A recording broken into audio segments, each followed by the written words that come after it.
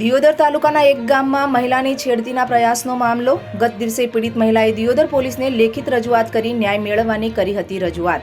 સરદારપુરા પંથકના યુવકે રાત્રિના 8 વાગે મહિલાના ઘરે ઘૂસી એકલતાનો લાભ લઈ પૈસાની લાલચ આપી વિવસ્ત કરી માગણીઓ. દિયોદરના સરદારપુરા પંથકના ઈસમે એકલતાનો લાભ લઈ મહિલા સાથે વિવસ્ત માગણીઓ કરતા પીડિત મહિલા પહોંચી પોલીસ મથકે.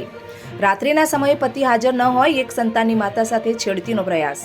ઇજ્જત સાચવવા ઈસમે સામાજિક પ્રયાસો શરૂ કર્યા. મામલો રફેદફે કરવા રાજકીય સામાજિક આગેવાનોની દોડધામ. દિયોદર પોલીસે મહિલાની લેખિત ફરિયાદના આધારે તપાસ શરૂ કરી.